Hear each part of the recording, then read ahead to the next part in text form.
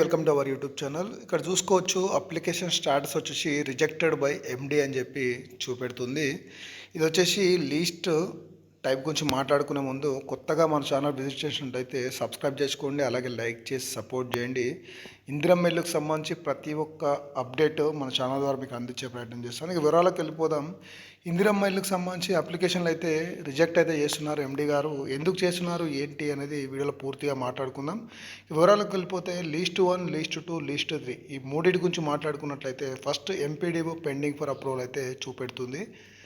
తర్వాత వచ్చేసి ఎవరికైతే ఇల్లు శాంక్షన్ అవుతుందో వాళ్ళకు వచ్చేసి కలెక్టర్ అప్రూవల్ పెండింగ్ అని చూపెడుతుంది. తర్వాత కలెక్టర్ గారు అప్రూవల్ చేసిన తర్వాత పెండింగ్ ఫర్ డిఎస్సి అని చూపెడుతుంది. అంటే డిస్ట్రిక్ట్ సెలక్షన్ కమిటీ ద్వారా ఈ ప్రొసీడింగ్స్ అయితే ఇష్యూ అవుతాయి అనమాట. ఇష్యూ అంటే ఎట్లా అంటే ఇందిరమ్మ కమిటీలు అలాగే గ్రామ పంచాయతీ సెక్రటరీ లేదా మున్సిపల్ అధికారుల ద్వారా ఈ ప్రొసీడింగ్స్ అయితే రిలీజ్ అయితే అవుతాయి. అధికారుల చేత కానీ లేదా వాళ్ళే కానీ స్వయంగా లబ్ధిదారులకైతే అందజేస్తారు.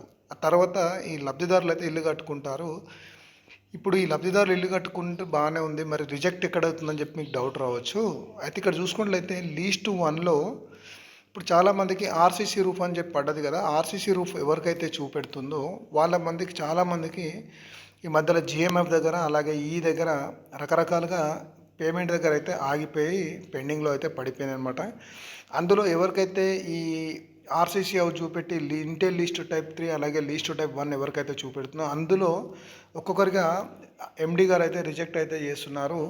ఇప్పటికైనా ఎవరైతే ఈ జిఎంఎఫ్ కానీ ఈ పెండింగ్ కానీ పీడీ పెండింగ్ కానీ ఎండి పెండింగ్ కానీ ఉంటే మాత్రం తొందరగా కలెక్టర్ ఆఫీస్కి వెళ్ళి అప్లికేషన్ అయితే పెట్టుకోండి. సార్ ఇట్లా మేము జెన్యున్గా ఉన్నాం, అయినప్పటికీ కూడా మాది సర్వే చేసినప్పుడు పొరపాటున సర్వే చేశారు, ఆర్సీసీ హౌస్ పడ్డది.